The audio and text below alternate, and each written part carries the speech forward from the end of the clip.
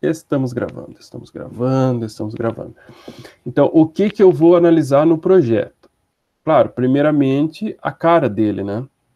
Se todos os elementos que foram pedidos estão ali, né? A estrutura. A pessoa, mas eu não fiz igual ao superior. Não, não é igual. O cabeçalho tem que ser ali, que tem que ter um carrossel ali, que tem um produto na caixinha. Não. Mas os elementos que foram pedidos, né? É um site de comércio eletrônico. Então, como é que você não vai ter produtos anunciando na página inicial? Como é que você não vai ter uma caixa de busca? Então, esse tipo de coisa, esses elementos tem que ter, e todas aquelas páginas que foram pedidas, né? A página principal, a página do produto, a página da cesta de compras, do carrinho de compras, a parte do pagamento, o login, o cadastro. Então, esses são os elementos básicos, tem que ter. Ah, mas eu fiz diferente, é tudo junto, mas tem tudo que foi pedido? Tem, então ótimo. Fora isso, a gente vai olhar a qualidade da página, né? O acabamento, se está tudo bonitinho, se está alinhado, se está centralizado, se não tem pedaço sobrando, pedaço faltando, com um peso menor, mas isso vai ser analisado também. Ah, professor, você não é uma disciplina de web design. Não, eu não quero nada lindo demais, nem sofisticado. Mas tem que ter uma qualidade aí final de acabamento também. E outra coisa que eu vou analisar, e aí reforço, né? Como eu não informei vocês disso e deveria, né? Isso ficou faltando, então eu não vou cobrar tanto nisso nessa etapa, na próxima sim. A qualidade do código, né, pessoal? Principalmente no PHP, que é o nosso foco, né? O HTML, ele, como a gente fala, é muito verboso, ele gera muito código, então nem sempre é fácil organizar código HTML, né? Como o José falou, o nave dele tem 500 páginas, né? Ou 500 páginas, 500 linhas. Então, às vezes, para fazer alguma coisa mais legal, vai bastante código. Então, isso faz parte. Então, dá para organizar código HTML? Dá para organizar, dá para fazer minimamente bonitinho, uns bem bagunçadinho, muito exagero, assim, aí div em cima de div, às vezes não precisava. Então, isso aí vou dar uma olhada com cuidado e vai refletir na nota, sim, mas não se preocupe que não é nada demais. Mas é só para que vocês entendam que a qualidade do código, a organização, é importante sim. Ah, professor, só porque o senhor gosta, que você acha bonito, que você tem toque. Não, não é por isso. É que vocês têm que pensar que projetos, sistemas, desenvolvimento de software de uma forma geral, você nunca vai fazer sozinho. Nunca, nunca. A metade de você está fazendo de dupla e já deve ter sentido um pouco dessa dificuldade. Fazer sozinho, para isso, é bem mais fácil, né? Você organiza do jeito que quiser, se quiser não organiza, você se acha na sua bagunça. Mas quando você trabalha em equipe, que é o natural, não só da computação, mas qualquer área, né? Mas aí eu falo da programação, porque é algo que mais uma pessoa mexe, precisa sim estar bem organizada. Porque senão você vai dificultar aí a vida de outra pessoa, que vai acabar dificultando a sua também.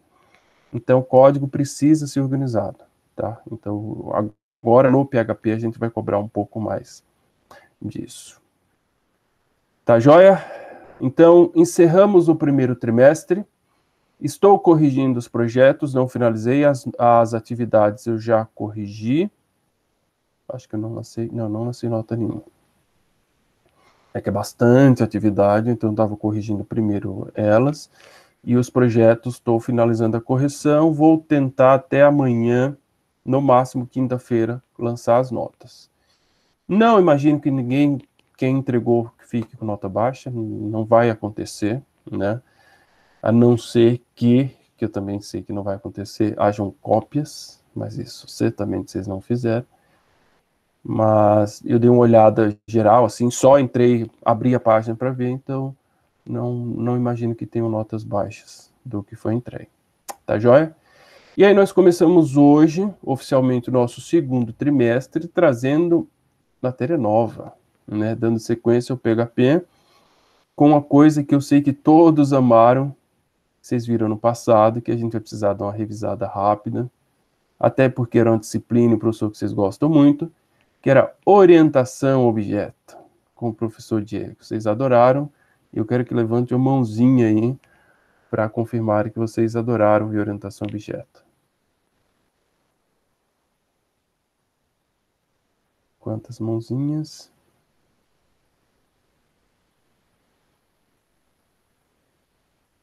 10, 11, vamos mais. 17, mais um pouquinho. Vamos passar da metade aí, pelo menos. 21, legal. 21. 22. Tá show de bola, já somos a maioria. Brincadeiras à parte, eu sei sim que o professor Diego é um professor fantástico e deve ter feito da melhor forma com vocês. Por quê? Porque a orientação objeto, ela é chata. Eu adoro orientação objeto, mas ela é chata. Para quem está começando, aquilo dá um nó na cabeça e vem classe, e objeto, e método, e atributo, e construtor, e interface, e classe abstrata, polimorfismo, herança, um monte de blá blá blá para fazer o mesmo programa de sempre. É isso? Tô certo ou tô errado?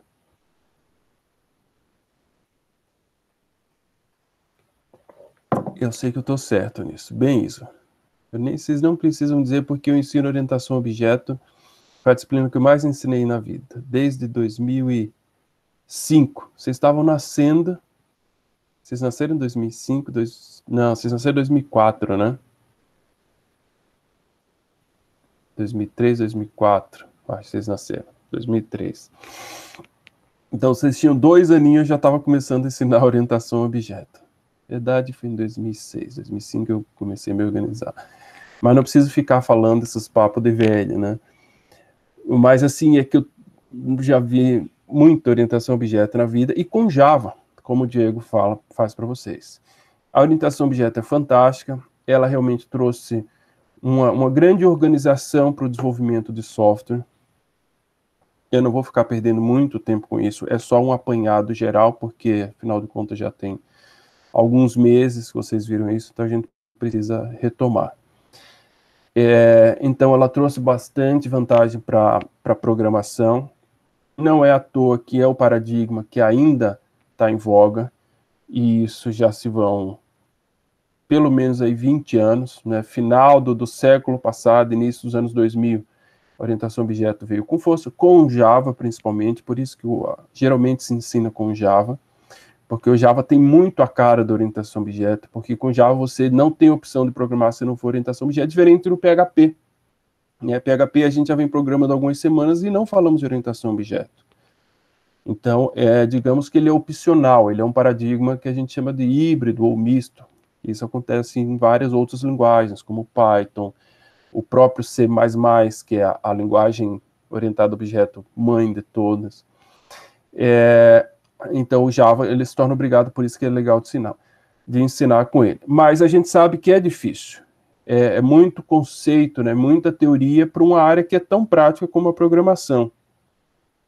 Mas uma vez que você absorve a essência, você entende, sim, que ela é muito importante para tornar o seu código, principalmente, mais reutilizável, porque essa foi a grande proposta da orientação a objeto, e permitir que esses grandes sistemas sejam feitos de forma organizada, né?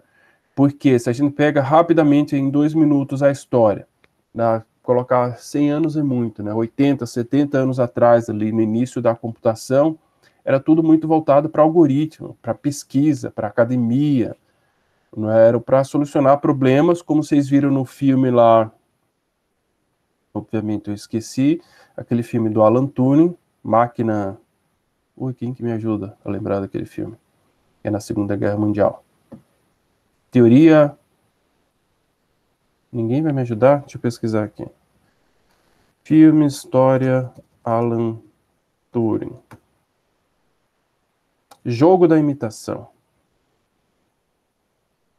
Ninguém me ajudou.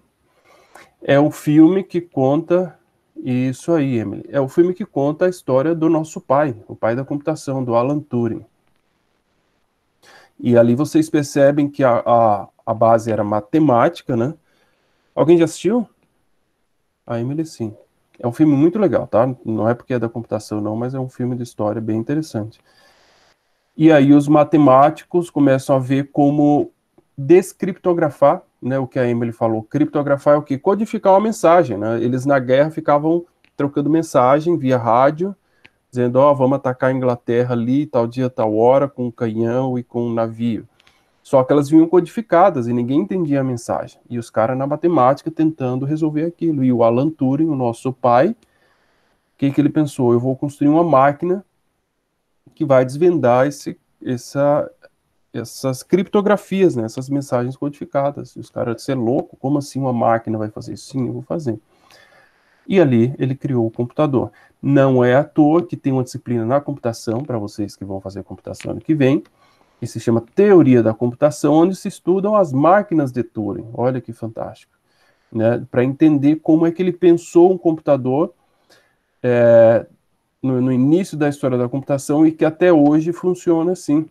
Você vê que fantástico, né? Não existia computador e a computação já existia no papel.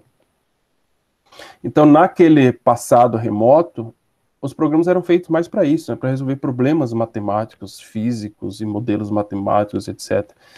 Depois é que foi para bancos, para grandes sistemas financeiros, até chegar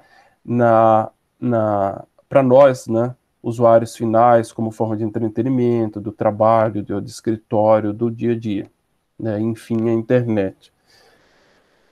Mas as linguagens eram pensadas de forma muito para algoritmo, né, para execução, para resolução de problema. Grandes sistemas, né, envolvendo um grande volume de dados e muitos usuários, usuário final, isso foi pensado já não tem tanto tempo assim na história. E aí essas linguagens mais antigas, elas não atendiam muito bem essas novas demandas. E nesse rolo todo que surgiu a orientação objeto propondo uma melhor organização, né, para que esses grandes sistemas possam ser feitos, para que códigos possam ser construídos e reaproveitados, né, porque muita coisa é refeita, muita coisa é refeita.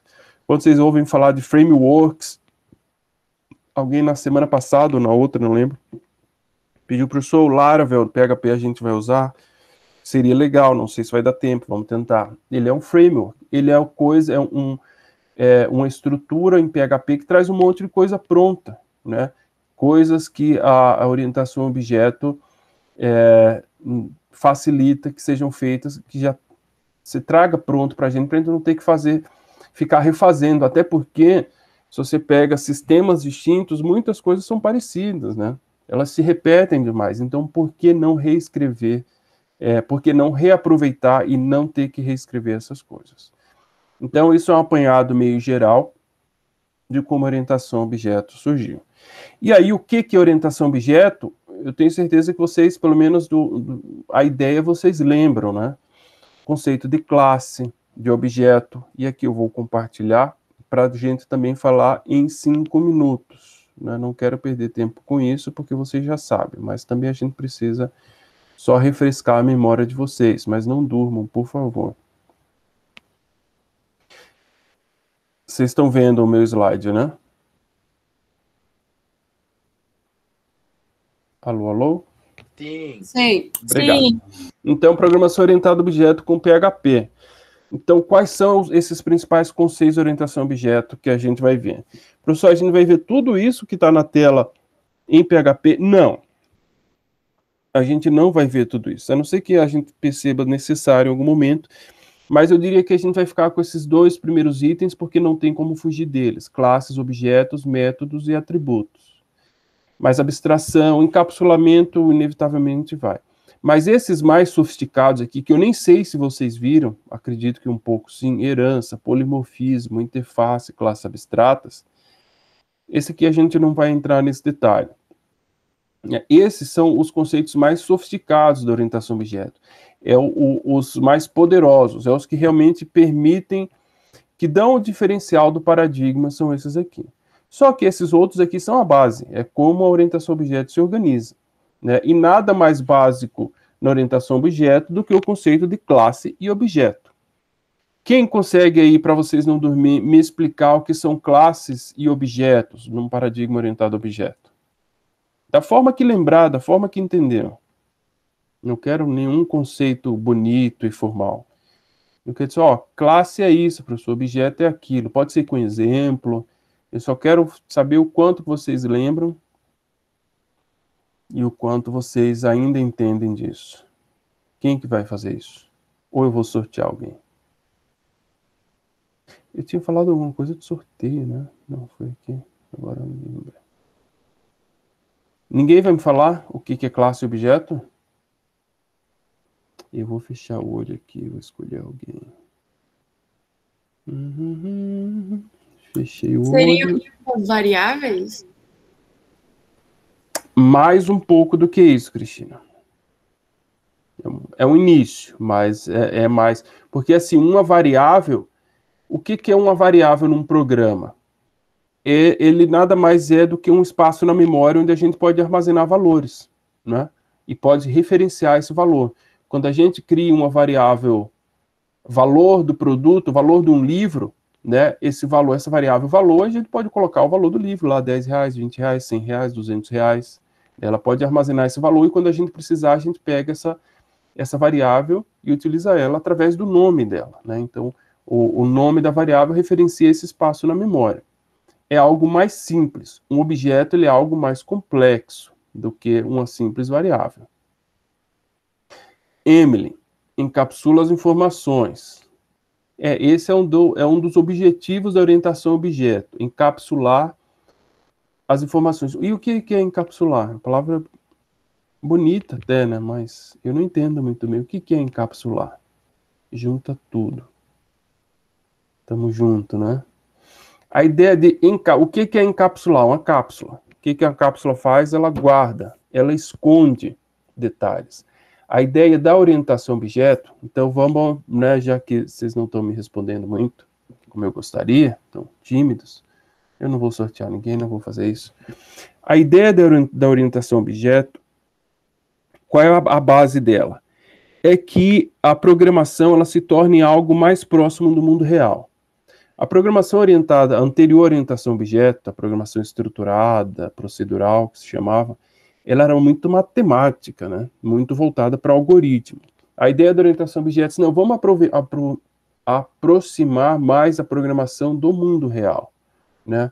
O mundo real, ele tem dados sobre as coisas e essas coisas, elas executam ações, né? Tudo, seja um animal, seja um carro, seja um computador, um celular, uma casa, uma pessoa, tudo tem dados, tem informações e tudo tem ação. Um cachorro, ele tem uma raça, um tamanho, um peso, uma cor, um nome, ele late, ele corre, ele come, ele dorme.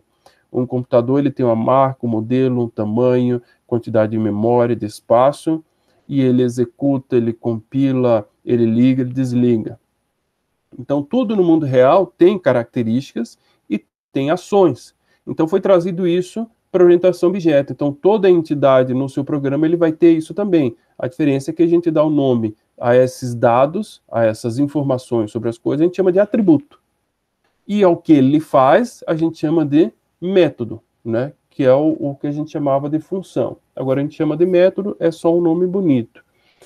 E a ideia é que alguns detalhes sejam escondidos do usuário. O que o usuário não precisar saber, ele não deve saber. Por exemplo, quando você quer utilizar uma televisão, você pega um controle remoto e você faz o que precisa, que é ligar, desligar, aumentar volume, baixar volume e mudar canal. Basicamente é isso. Você não faz ideia de que aquele ligar e desligar, ele exige uma carga de energia para poder desligar e depois corta para desligar, que o mudar canal você está alterando uma frequência que é captada pela antena, e que o mudar o volume, baixar o volume, você está aumentando a potência, sei lá do que, não sei nada de eletrônica, tá? Vocês perceberam.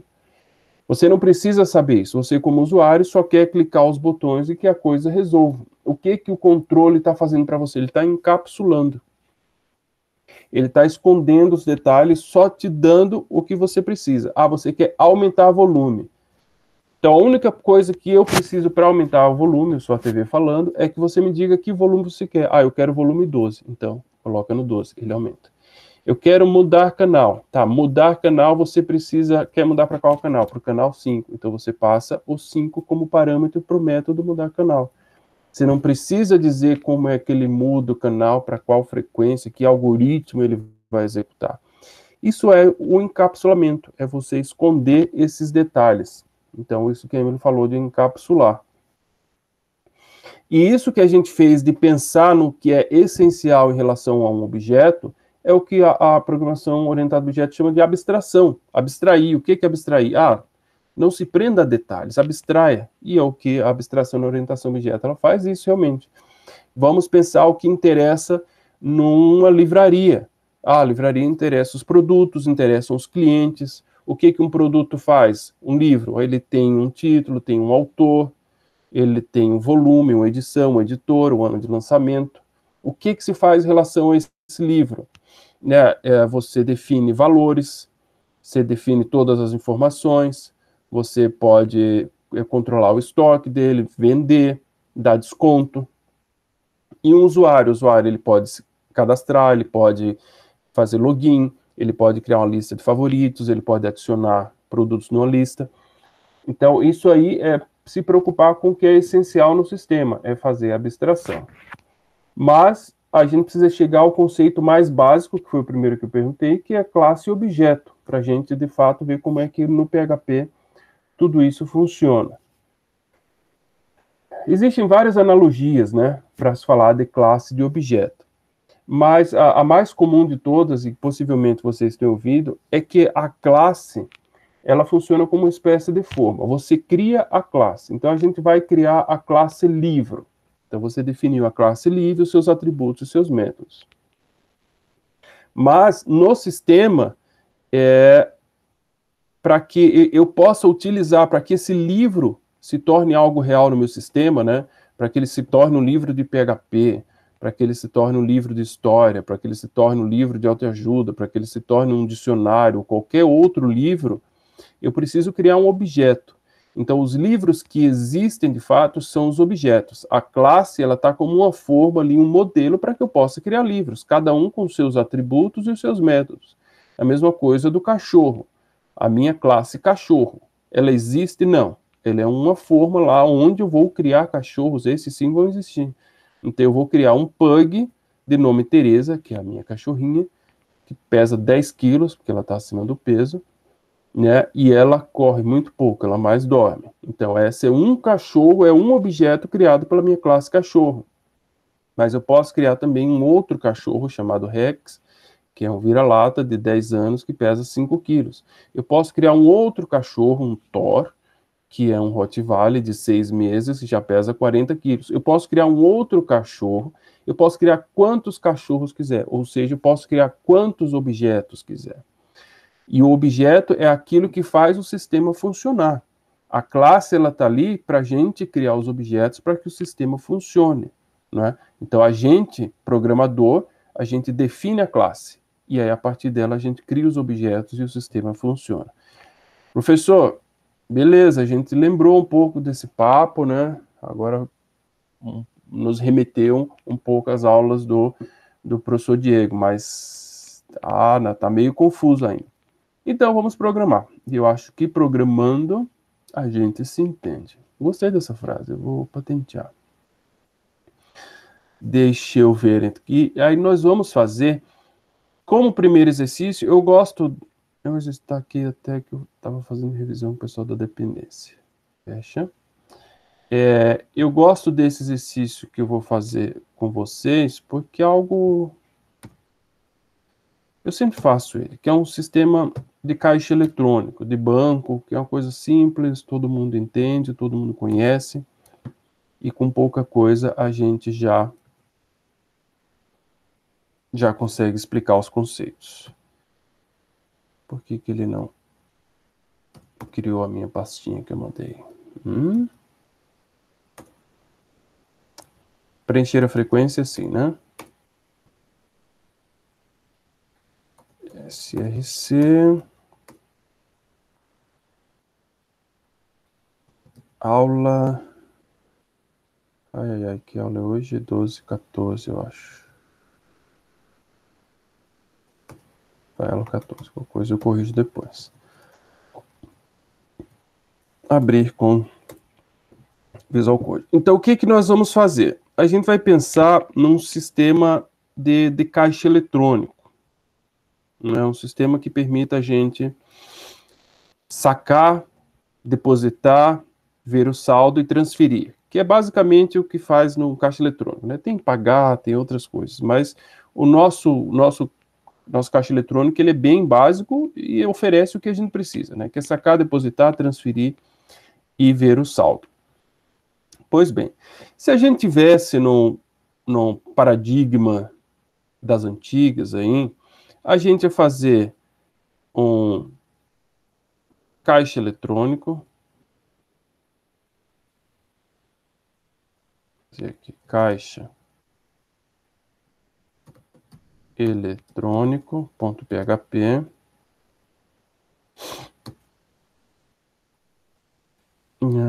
PHP,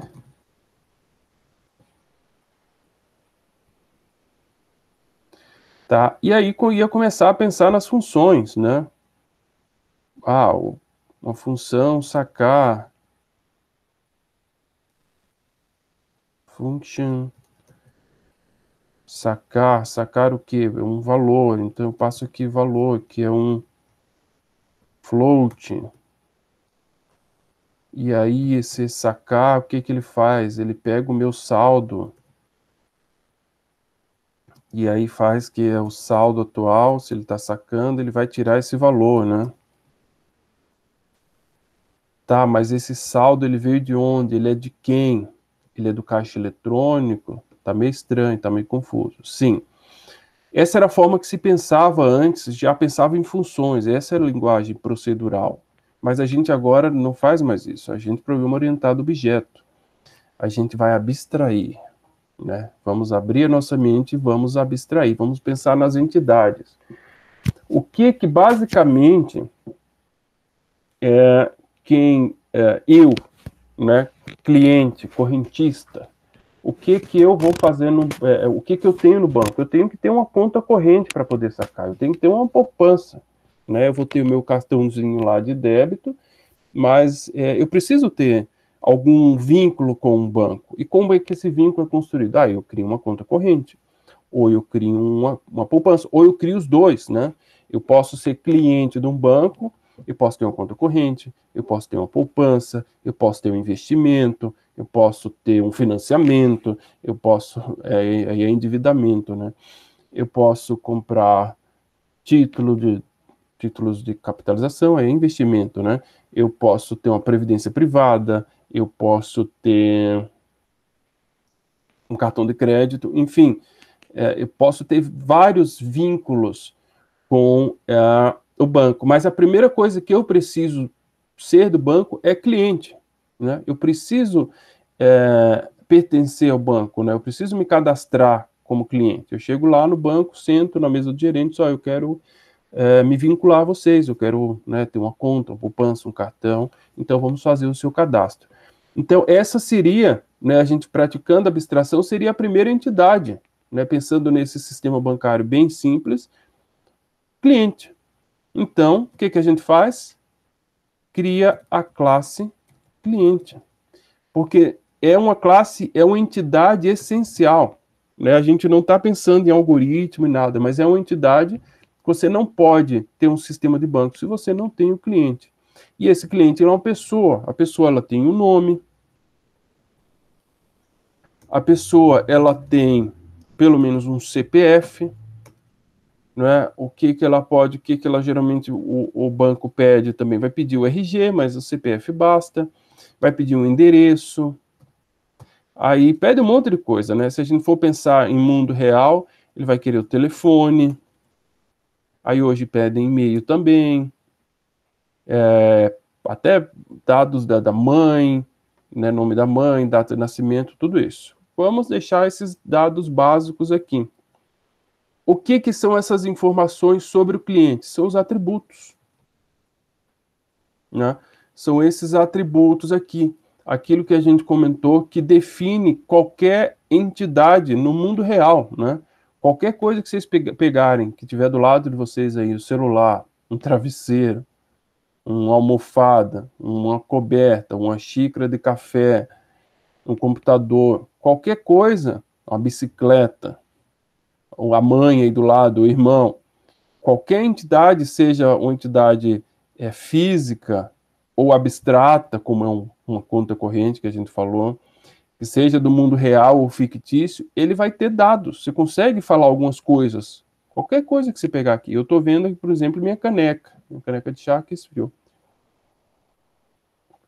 Ela é uma caneca de cerâmica, ela é marrom, ela é da marca Yasi, isso aqui acho que foi brinde de algum supermercado. Ela pesa 500 gramas, né? Ela comporta 400 ml. Daí o que eu posso fazer com ela? Daí eu posso armazenar líquidos, né, para poder consumir. Então, é uma entidade que eu consigo extrair informações. A nossa entidade cliente, no contexto, ela tem essas informações. Pode ser que o cliente, num outro contexto, né, precise de outras informações. Mas aqui, no contexto do banco, ele tem um nome, ele tem um CPF, tem um endereço e tem um telefone. Professor, e quais são os métodos e quais são as ações que o cliente tem? Aí a gente vai chegar num detalhe, né? Que com a evolução da nossa resolução a gente vai conseguir perceber um pouquinho melhor. Mas um cliente, no contexto do banco, o que é que ele faz realmente? Ele se cadastra, ele fornece dados, né? Ele tanto dá os dados, como ele obtém esses dados quando é necessário. Pessoal, mas ele não vai sacar e depositar? Não. Quem tem a ação de sacar e depositar é o sistema bancário. Tá, joia? O cliente, ele usa essa operação. Então, a gente tem que perceber essa diferença. Eu não vou fazer um método aqui, apesar de método, no PHP fica como função. Sacar. Tá? O cliente, essa operação sacar não é dele, né? Você não saca um cliente, ele executa essa operação. Para sacar, a gente precisa dos dados do cliente, então não é ele quem saca. A gente vai perceber isso melhor já, tá? Vamos tentar não deixar confuso, porque, como eu falei, às vezes a orientação objeto ela complica um pouco. Mas, então, o que a gente faz com o cliente, em termos de banco, é passar dados, não é? Eu vou ter uma função aqui,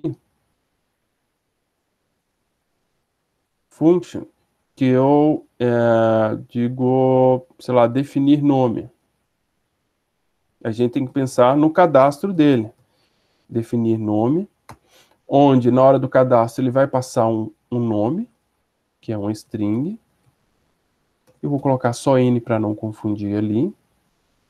E aí esse nome que vai vir no formulário de cadastro, por exemplo, ele vai alterar o atributo nome que está ali em cima. Né? Da mesma forma que eu vou ter uma função aqui, definir CPF. Vamos fazer só com esses dois. String. Vou colocar CPF mesmo aqui. Só C vai ficar estranho. CPF.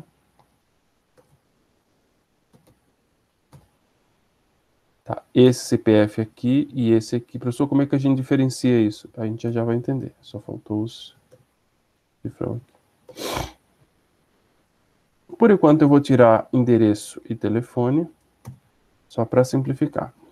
Então, no cadastro, a gente pode definir, às vezes a gente pode precisar obter esses dados, então a gente faz mais duas funções bem simples. Function, pegar nome, por exemplo. Eu vou retornar aquele nome. E o function, pegar CPF. Obter, pegar é estranho, né? Obter, fica melhor. Obter CPF, que faz um retorno de CPF. Então, de uma forma muito simples, a gente já tem uma entidade, a classe cliente pronta. A partir dele, a gente pode criar quantos clientes a gente quiser no banco. Né? Só que aqui eu acabei fazendo no lugar errado. Eu criei o caixa eletrônico. Na verdade, eu não deveria ter criado uma classe. Vou criar uma pasta aqui, src. Ai, ai, ai. Criar uma pasta src, esse arquivo caixa eletrônico eu vou jogar aqui dentro e vou renomeá-lo para cliente, tá? Isso aqui eu fui mostrar a classe caixa eletrônica, acabou ficando. Então, a classe e o nome do arquivo tem que ser o mesmo nome. Perdão, isso aí que eu fui fazer diferente no início e deixei de lado. Mas, enfim, aqui está a nossa classe cliente. Então, ela está pronta para ser criado objetos, né? Eu posso, agora sim, eu vou criar um arquivo fora da pasta src. Eu vou criar o arquivo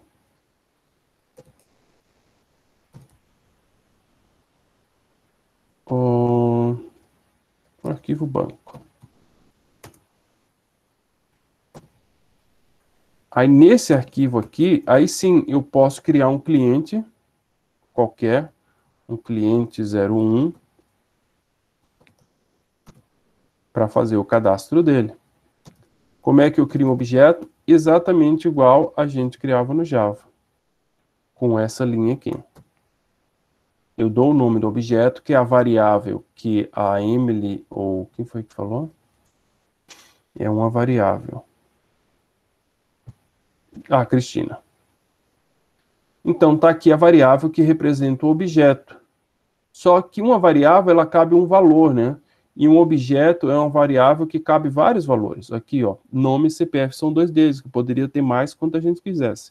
Então, ela é uma variável que nos diz que ela é complexa, porque ela cabe bastante coisa dentro. Então, aqui eu criei o meu primeiro cliente, e aí eu posso agora fazer o cadastro dele. Eu posso chegar e chamar o definir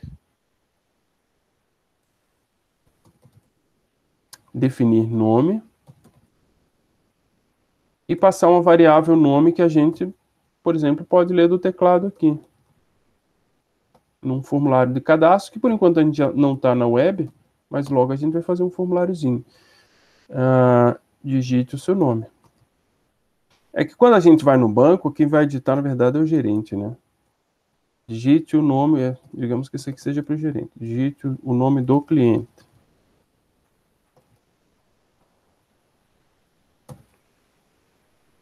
Né? Depois a gente pode CPF.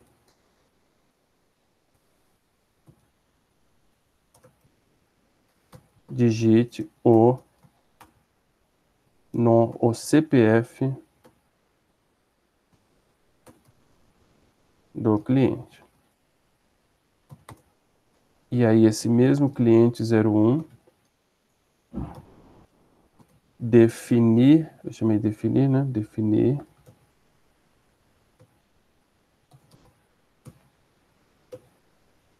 CPF. Então, dessa forma, a gente montou o objeto. Tá, professor. A gente está mais ou menos acompanhando, né? Nem estamos tirando tanta dúvida, a gente está quieto aqui, porque está cheio de errinhos e o senhor está seguindo. Eu não quis me prender a esses erros, mas a gente vai começar a comentar sobre eles. A primeira coisa, por que a classe cliente, ela ficou aqui dentro, né, dessa pasta src? Isso é um padrão que a gente vai seguir. Da mesma forma que vocês no projeto deixaram os HTML tudo aqui dentro, né, tudo no raiz do projeto, e aí vocês têm uma pastinha para CSS, uma pastinha para JavaScript, uma pastinha para imagem, a gente vai ter uma pasta também para as classes. As páginas, sendo ela HTML ou PHP, vão ficar aqui no raiz. Isso é um padrão para a gente ir organizando o sistema. E aí, como o banco, que está usando o objeto, a classe cliente, para criar seus objetos, eles não estão na mesma pasta, ele não está encontrando o cliente, né? Se eu tentar executar isso aqui, vamos ver o estouro que vai dar. Ensino, prog2.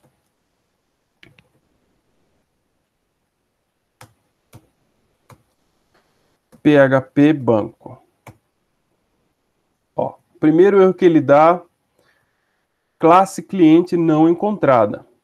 Por quê? Porque ele procura aqui do lado dele, não tem nada do lado dele, tem uma pasta src, ele não está achando cliente. Então a gente tem que informar ao PHP através do comando require ons Square Ons, que a gente vai usar um arquivo que está na pasta cliente, na pasta src, e o nome dessa classe é cliente.php. Esse arquivo, né? Pode ser qualquer arquivo. Então, com isso aqui, agora, o nosso programa já conhece o cliente. Vamos lá. Erro. Unexpected string, na linha 5 do cliente. Aqui. Ele está reclamando essas duas linhas aqui. Por quê? Vocês lembram dessa palavra encapsulamento? E aí vocês devem lembrar que junto disso vinha um tal de public e private, né, que deixavam um atributo público ou privado. Tá, professor, a gente até lembra desses nomes, mas não dá para lembrar para que servia. Não dá, eu imagino. Então, para que esse erro saia e a gente consiga executar, eu vou deixar tudo como público. E depois a gente vai entender o que tipo de problema isso aqui pode trazer para a gente se a gente deixar como público. Mas a gente vai deixar para simplificar. Muito bem. Então, vamos tentar executar de novo agora. Digite o nome do cliente, Fábio. Digite o CPF do Fábio, 123456090. Né? Parece que funcionou. Vamos ver se funcionou, então vamos escrever esses dados, né? A gente criou o objeto, a gente definiu os dados, agora vamos emitir relatório do cliente. Emitir relatório do cliente. Vou fazer um eco aqui. Nome. Cliente 01. Obter nome. Vou quebrar a linha.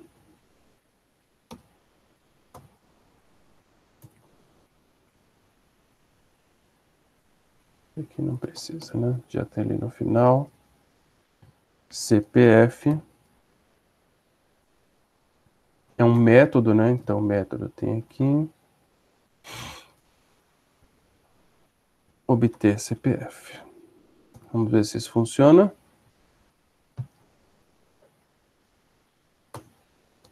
Fábio, 1, 2, 3, 1, 2, 3, 6. Esse é meu CPF. Variável indefinida, nome e CPF, mais estouro. Linha 20 e 24 da classe cliente. Ele está falando sobre isso aqui e sobre isso aqui, né? Inclusive já está até marcado. Por que está dando erro? Primeiro que não existe essa variável criada aqui dentro, dentro do método, né? Ela existe aqui fora, mas a gente precisa avisar de alguma forma. Mas antes disso, né, vem um detalhe que é bem importante para aprender como programar orientado a objeto. Vejam só, a todo momento que a gente usou os métodos que a gente criou aqui, definir CPF, definir nome, obter CPF, obter nome, a gente sempre usou isso aqui antes, ó.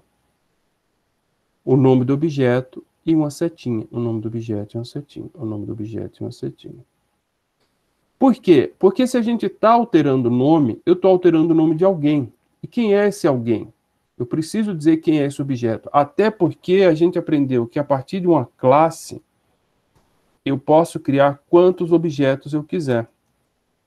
Então, eu tenho um objeto, eu tenho 2 objetos, eu tenho 3 objetos, eu tenho um objeto que eu posso colocar o nome que eu quiser, cliente 01, eu posso chamar ele de Fábio, né? Eu posso criar quanto que eu criei 5 objetos.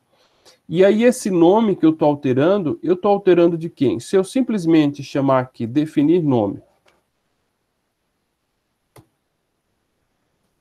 Fábio, erro, método indefinido, né? O definir nome indefinido. Por quê? Porque eu preciso, gente, se eu estou alterando o nome se eu estou alterando um nome, esse nome ele pertence a alguém. E quem é esse alguém na orientação objeto? São os meus objetos. Eu preciso dizer quem é esse objeto que vai receber esse nome que eu estou colocando. Claro, aqui a gente só está cadastrando um, então vai esse um mesmo, né? Mas imagine que isso aqui é um formulário na web, a gente vai cadastrar um, vai jogar no banco de dados, depois vai cadastrar o outro, depois vai cadastrar o outro. Não tem problema de ser a mesma variável, mas a cada cadastro vai ser um objeto novo que está sendo criado e vai ser um novo registro no banco. Então, eu não posso nunca fazer referência a elementos de uma classe, que são seus atributos e os seus métodos. Eu não posso jamais fazer isso sem utilizar o objeto, né? Se eu quero alterar o nome, e aí eu poderia fazer isso aqui também, chamar direto o nome dele e alterar o nome. Por enquanto, tanto faz, através do método ou através esse nome aqui, é esse aqui, né? Esse aqui. Então, eu não posso jamais me referir a qualquer elemento da minha classe, seja nome, seja, perdão, atributo ou seja método, se não for através do objeto. Então, o que está acontecendo aqui? Por que está dando erro aqui? A gente está fazendo referência a atributos sem usar objeto. Mas peraí, professor, a gente está na mesma classe, o atributo é dele. Ah, é dele? Então ele tem que fazer referência a ele mesmo, através dessa palavra chamada this, que é esse. Então é como se fosse um objeto criado automaticamente que referencia ele mesmo. Ah, professor, pegou pesado aí, exagerou. Eu concordo. E no Java esse this, se vocês lembram dele, ele existe também, ele é até opcional. Mas assim, fica interessante fazer isso, porque, ó, aqui embaixo, por exemplo, tá CPF recebendo CPF, mas quem que está recebendo quem? Esse está recebendo esse está recebendo esse, e ele está recebendo ele mesmo, fica confuso. Então você diferencia o atributo, né, CPF, que é o CPF do cliente, com o valor que é passado como parâmetro aqui para alterar o valor. Então isso aqui é uma variável comum, é uma variável simples, só para a gente passar um valor, e isso aqui não, é o atributo. Professor, mas atributo parece com variável. Mas ele é mais do que uma variável porque ele define o objeto. Quem que define a classe cliente? É o seu nome, o seu CPF, o endereço e o telefone. Como é que você tem um banco e diferencia os seus clientes? Pelos dados, né? Cada cliente tem o seu próprio CPF, seu próprio nome, né? Então, são os atributos. Então, por isso que os atributos, toda vez que a gente quiser fazer referência... Opa, aqui tem uma mais. Toda vez que a gente precisar fazer uma referência a um atributo de uma classe, a gente vai usar o desnome, desCPF, desnome e desCPF. Vejam que sempre tem a setinha para separar os dois, e o cifrão fica junto com o des. Aí a variável, ela perde o des, né? O des vem para cá. Então, agora sim, eu consigo executar provavelmente sem erros. Fábio, aqui os dados, né? Dá até para colocar uma mensagem. Dados do cliente. Dá uma enfeitada, né? Só para enquanto a gente não está na web, depois a gente vai jogar tudo isso na web, tá? Dados do cliente. Então tá aqui. Legal. Pessoal, só uma coisa que a gente não está entendendo. Você alterou com o método e outro você alterou direto com atributo. Que bagunça é essa? Pode fazer os dois, eu que escolho, vai depender do dia da semana, da lua, do meu humor? Não. Isso aqui que a gente está fazendo não é correto. Por isso que no encapsulamento a gente diz que os atributos eles não podem ser públicos. Eles têm que ser privados. Coloquei como privado, executei. Opa, erro. Não posso acessar a propriedade privada nome que pertence a cliente. Então, isso aqui agora eu não posso mais fazer. Não posso acessar esse atributo nome porque ele ficou privado. Então, eu tenho que fazer isso através de um método.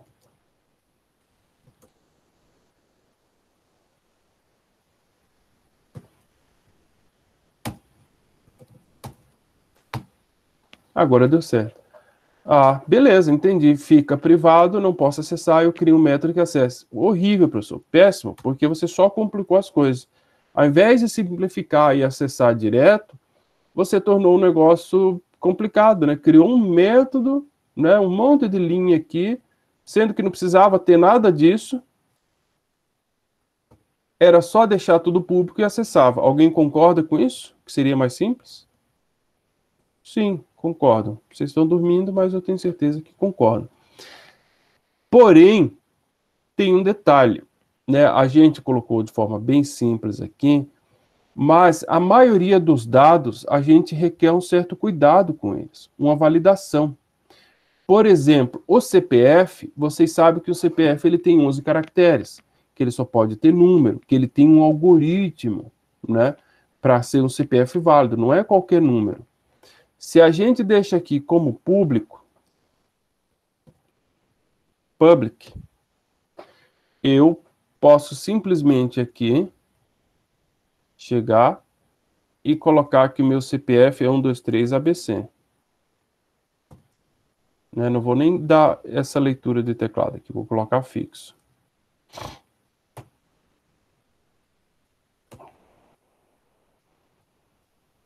Temos uma falha no sistema. Né? Digite o CPF. Ah, não salvei.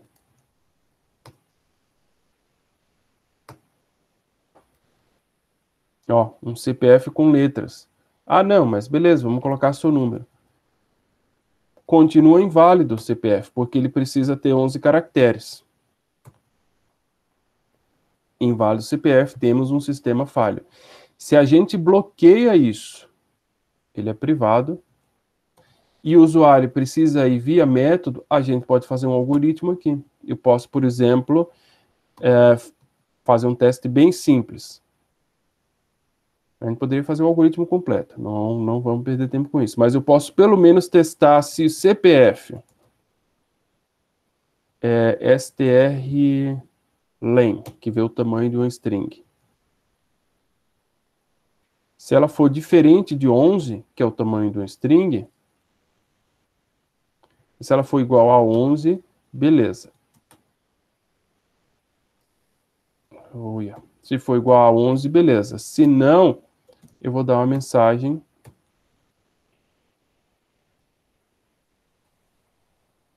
CPF inválido. Agora eu vou desfazer isso aqui.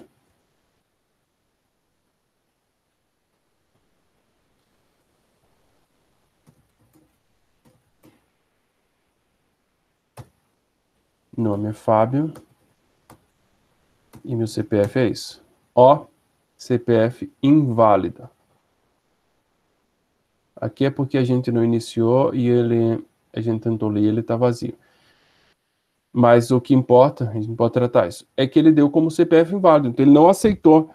Então, o fato da gente deixar ele como privado e obrigar a ir através do método, garantiu que o dado, a gente só aceite um dado válido. Claro que aí aqui a gente teria que fazer um if, né, ou como ele digitou inválido, a gente poderia colocar como 0, para ele preencher outra hora também, CPF deixa como 0, uma string, né?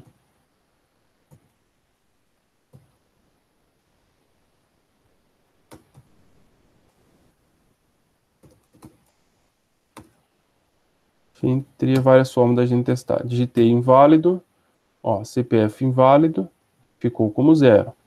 Agora eu vou digitar um correto, deixa eu só colocar a boa e velha quebra de linha aqui.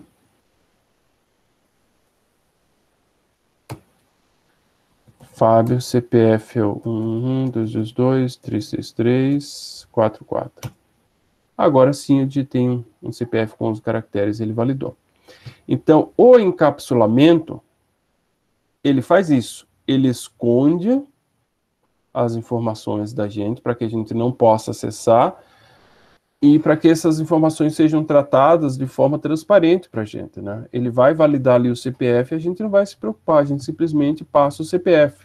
Se for válido, segue vida, se for inválido, ele vai dar uma mensagem e a gente protege os dados de ser colocado algum dado inválido. Pessoal, como é que tá até aqui? Vocês estão muito quietos, isso é assustador. Eu entendo, é chato o começo ali só para a gente retomar, mas a gente precisa. Professor, por que a gente está vendo orientação a objeto? O senhor começou a aula, está 1 hora falando e não disse por quê, se a gente já teve orientação a objeto. É porque para banco de dados, para que a gente possa evoluir com um banco de dados e fazer um negócio como é feito no mundo real, tem que ser com orientação a objeto, tá? Então não tem como a gente escapar disso. A gente precisa dela. E o que a gente está vendo hoje é basicamente o que a gente vai precisar. Então a gente vai terminar o sistema do banco ali, mas a gente já viu o essencial, a gente já viu. De uma forma geral, a gente já viu tudo. Só vamos terminar para fazer um negocinho completo. Tá muito ruim?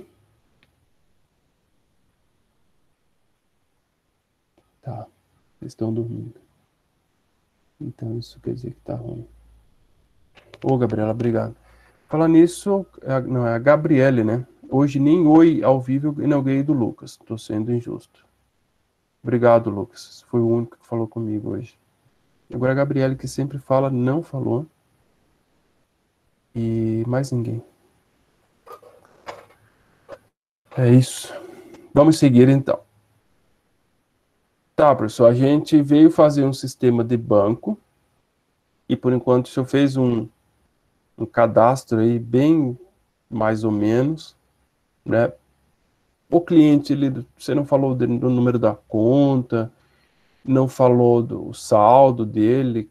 Tá, calma. Por quê?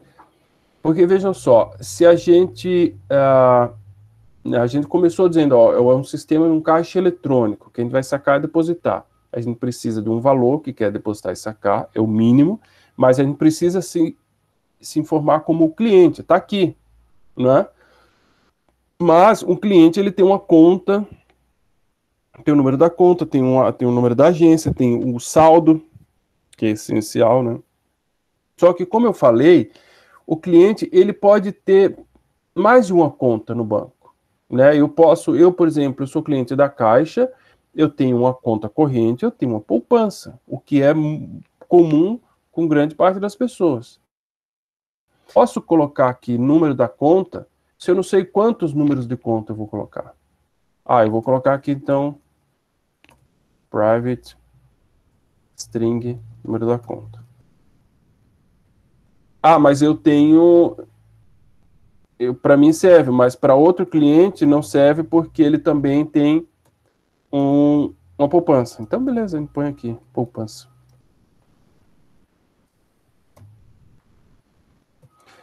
Mas tem outro que, além da poupança, ele também tem um investimento, uma conta de investimento, tá? Então, vamos lá. Número, conta de investimento. Tá, aí eu vou ter esses atributos todos, mas aí vai ter alguém que só vai ter a poupança, e esses outros vão ficar em branco, fica estranho. Fica. Por isso que esses campos, eles não estão aqui. A gente vai criar uma entidade nova, então aqui na pasta SRC, eu vou criar uma nova entidade que a gente tanto falou, que é a conta corrente, que vai ser uma nova classe. Eu posso também criar uma nova classe chamada de poupança. Tá? Então, quantas entidades a gente identificar, a gente pode criar. A poupança eu não vou mexer com ela agora, a gente vai trabalhar na conta corrente. Então, veja que o arquivo está na pasta SRC, conta corrente, tudo junto, classe, sempre com letra maiúscula, tá? Veja, banco não é uma classe, é só uma interface para a gente executar o programa. Então, letrinha minúscula fora do SRC. Conta corrente, letra maiúscula dentro do SRC. Começa PHP, class, minúsculo, conta corrente exatamente igual ao arquivo. o que é uma conta corrente? Agora a gente já sabe que é privado. Uma conta corrente, pelo menos, ela tem um número, chamado de número da conta. Ela, pelo menos, toda conta pertence a uma agência.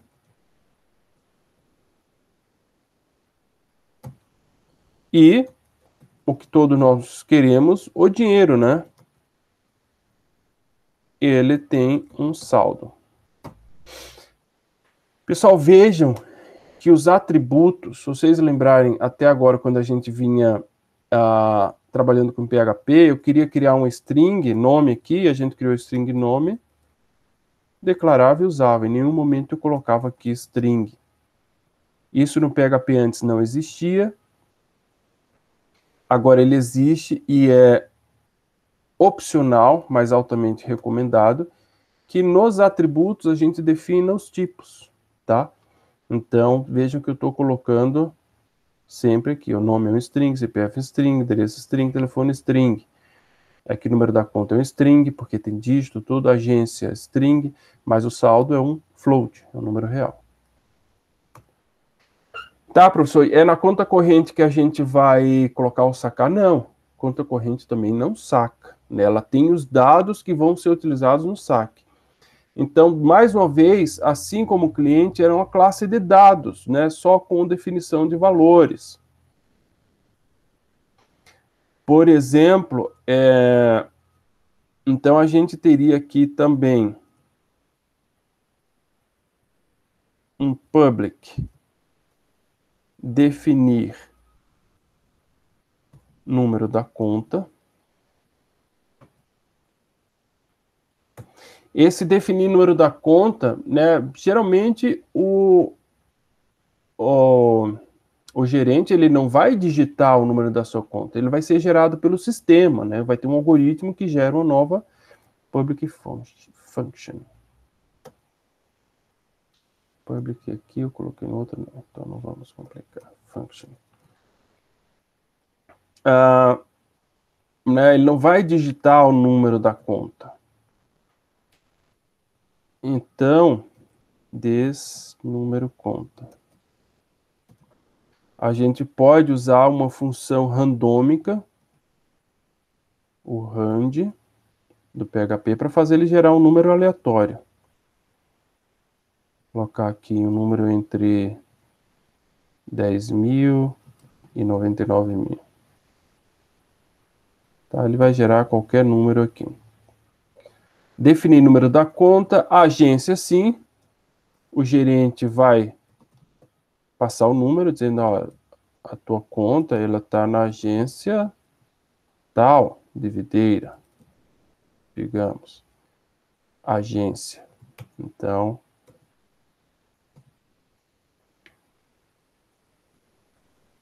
a agência vai receber esse valor que a gente vai passar. E o saldo, esse sim, não é na hora que você está criando, o cliente, o gerente vai dizer, ó, você quer abrir a conta com quanto? Quanto você vai depositar? Ah, não tenho nada. Não, no nosso banco você tem que depositar alguma coisa acima de R$100 para abrir a conta. Tá, então toma esse 100 pila que eu tenho aqui e pode abrir a conta. A gente pode fazer uma verificação.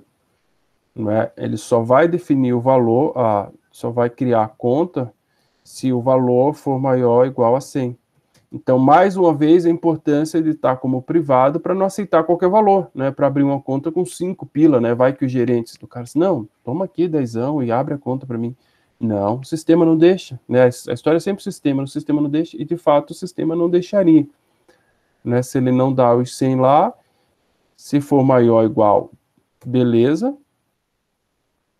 Ele vai colocar que o saldo é esse valor que está sendo passado.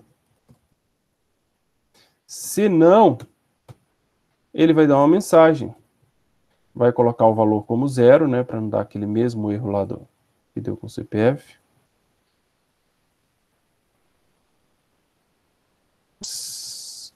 Valor 0 e uma mensagem. A sua conta não pode ser criada porque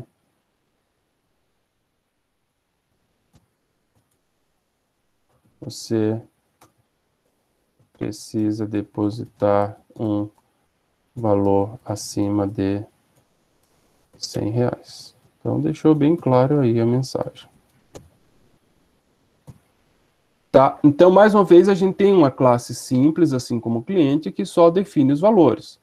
Então, aqui, né, depois dos dados de nome CPF, a gente vai... Eu vou criar aqui em cima, conta corrente 01. Ou só conta corrente, né? A gente fica 01, mas só faz um aqui. Vou tirar esse 01 para não confundir. Cliente. Vai ficar criando vários. E o objeto conta corrente, que é o objeto CC, que é da classe conta corrente. Aí aqui, o que a gente vai fazer? Ele vai chamar, como ele não digita a conta corrente, ela é gerada automaticamente, então nem vou pedir para digitar, só vou chamar o definir número da conta, né? Não precisa passar parâmetro nem nada. O número da agência, definir agência, ele não precisa pedir para o cliente, porque ele que sabe o valor, o número da agência. A agência é 0988, dígito 1. Já o valor, sim, né? Read line. Digite o valor a ser depositado.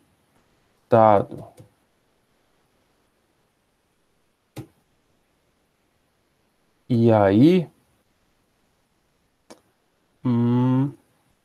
cadê aqui? Conta corrente. Definir valor. Definir saldo. Passando esse valor. Né? Dei sequência ao meu cadastro. Cadastrei primeiro o objeto cliente. Agora estou cadastrando o objeto CC, que é conta corrente. O número da conta ele gera automático. A agência a gente define o valor fixo. E o saldo ele vai fornecer. E aí os dados do cliente, depois a gente pode escrever tudo aqui também, né?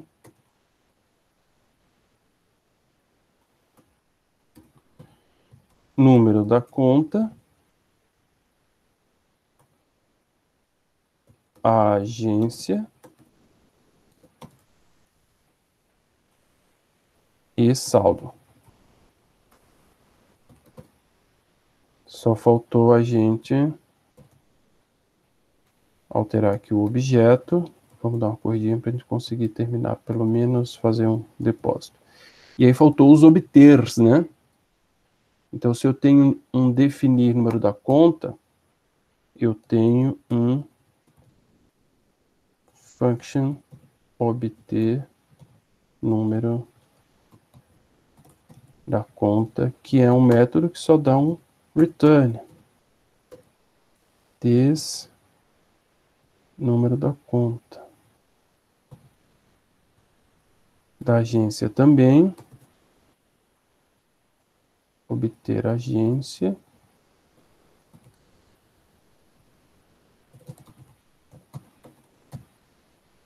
E por último, e não menos importante, obter saldo.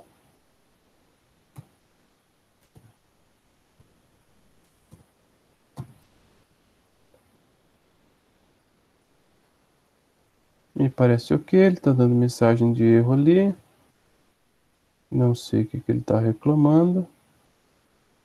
Vamos rodar, depois a gente, na hora de executar, obter CPF, não, obter número da conta, obter agência, obter saldo. Então, nada mais a gente fez até agora que é um programinha para cadastro de um cliente e a sua conta corrente, né? Separamos aqui em cliente e conta corrente, porque ele poderia também ter uma poupança que teria outros atributos.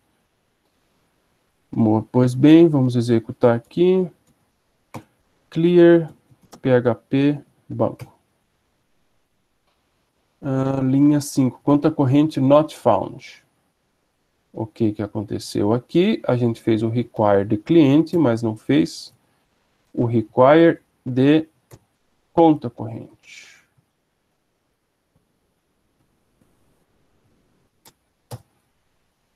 Cliente, Fábio, CPF, 1, 2, 3, 4. Vamos fazer certinho que agora ele trava, né? Ele invalida. Valor a ser depositado, R$150. Dados, está aqui, Fábio, CPF 12304. O número da conta ele gerou automaticamente, olha que legal. Um número aleatório, agência a gente definiu, saldo. Vamos criar um saldo agora. Um saldo inválido. Depositar um valor inválido. Digite o valor a ser depositado, 30. A sua conta não pode ser criada porque você precisa depositar um valor acima de R$100, né? E até deu um erro aqui porque não definimos o valor. Na verdade, a gente definiu, só que eu fiz alguma coisa. Ah, não é desse valor, é de saldo. E vocês não me ajudam, né? Vocês estão dormindo mesmo. Fábio. 20. A sua conta não pode ser criada porque você precisa depositar um valor R$100. E aí ele mostrou os dados, né? A gente até podia fazer um if com isso aqui, porque esse aqui parece que ele foi criado. Então eu vou fazer diferente. Eu vou dar uma melhorada aqui. Isso aqui, se ele conseguir criar, definir saldo, ele vai retornar um valor verdadeiro. E se ele não conseguir, ele vai retornar um falso. E aqui, eu vou fazer um if. Eu vou guardar isso aqui numa variável criou conta, que é uma booleana, verdadeiro e falso. Aí, se criou conta é verdadeiro, aí ele vai mostrar esse relatório. Se não, se ele é falso, aí eu vou mostrar só um conta não criada. Fica melhor assim, né? Então aqui eu até vou tirar essa mensagem boba. Só vou dizer, vou retornar um verdadeiro, deu certo, retornar um falso, deu errado. Aí aqui eu guardo esse verdadeiro e falso e testo. Se for verdadeiro, criou, se não, em conta não criada.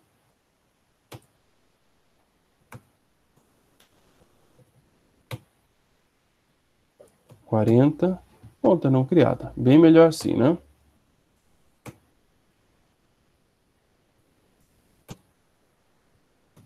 R$1.000. Conta criada. Ó, mais um número aleatório. Beleza, então a gente já tem a base agora. Agora eu tenho o meu cartão de débito, eu posso chegar lá na classe caixa eletrônico.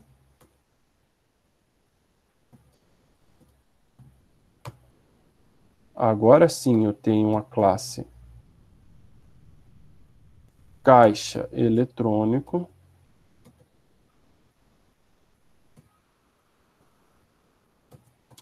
Não tem isso, né? Agora eu posso, quem de fato saca, é isso aqui. É ele que faz o sacar. É ele que faz o depositar. E é ele que faz o visualizar extrato, gerar extrato, sei lá. Vai mostrar o saldo atual, né? Agora sim. Então, se eu chego no caixa eletrônico, fui lá no banco, entrei no banco lá, quero sacar. O que eu faço? Primeira coisa, eu me identifico. E aí eu digo o valor que eu vou sacar. Porque, mais uma vez, se eu só digo o valor aqui que eu quero sacar, né, valor, float, ele vai sacar de quem? Da onde ele vai tirar esse valor? Mesma coisa o depositário. Ah, professor, você está preocupado porque vai tirar dinheiro do banco, não vai dizer para onde, de onde está tirando. Não, mas o depositar também. Eu cheguei lá, vou depositar R$1.000 na conta de quem? Na sua conta, ou na conta de outra pessoa, mas você precisa identificar quem. Então, você precisa informar aqui conta corrente, né? Então, eu quero depositar esse valor nessa conta corrente. Eu quero sacar esse valor dessa conta corrente.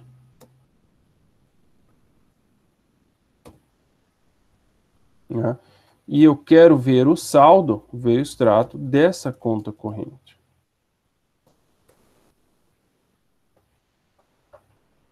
Beleza?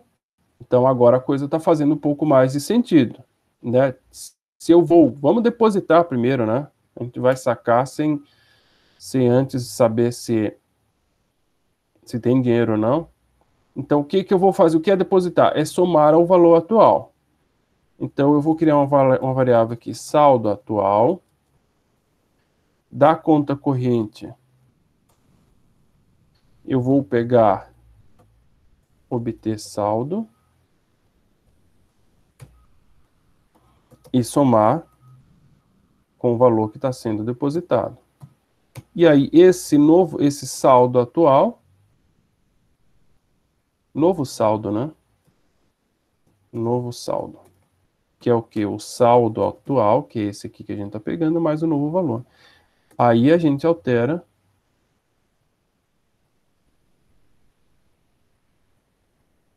se a gente altera definir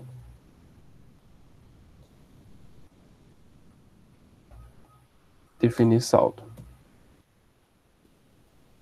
Novo valor, novo saldo. Tá? Então, o que é depositar? Eu recebo um valor e tenho que alterar o valor atual da conta corrente. Então, eu peguei o saldo que tinha, somei com o valor, guardei na variável, e essa variável eu atualizei no mesmo objeto. Aí, para a gente saber, a gente tem que chamar para ver o saldo, se está tudo ok, gerar um extrato, né, que é aquela função no caixa eletrônico que mostra os seus dados. Olá, cliente Fábio, seu saldo atual é... Então, eu vou colocar aqui só um olá, cliente, seu saldo atual é...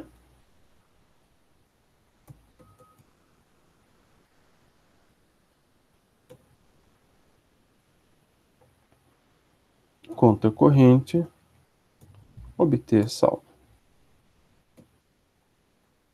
Pessoal, precisa uma função só para obter? Sim, tem muita gente que vai no caixa eletrônico só saber quanto é que tem. Antes de sacar ou antes de depositar, ela quer ver lá se ela tem dinheiro, né? Se ela precisa depositar mesmo, se ela tem dinheiro suficiente para sacar. Então, ok. Vamos aqui para o nosso banco. Eu vou comentar esse relatório que a gente viu que deu certo. Aí vamos só ver o extrato aqui. Conta corrente. Gerar extrato. Não, não é conta corrente. Agora a gente tem o caixa eletrônico, né? Vou criar um objeto caixa. Já vou fazer o require dele aqui em cima.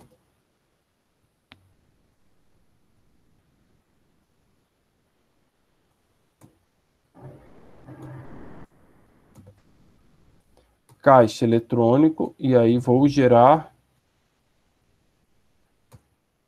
o extrato. Gerar extrato. Só para a gente ver se está tudo certo. Gerar extrato, ele já está dando erro. Por quê? Você tem que dizer o cliente que você quer gerar. Ah, é dessa conta corrente aqui. Beleza. Eu poderia ter mais de uma, né? Então, estou dizendo de quem que eu quero gerar o extrato. Cliente Fábio. Vou começar com R$225. Olá, cliente, o seu saldo é 225. Ok, criei, fui ver o extrato, né, confirmei que o gerente tinha criado minha conta, que ele depositou meu dinheiro, está tudo certo. Mas agora eu quero fazer um depósito. Então, depósito, vou chamar aqui. Qual valor deseja depositar?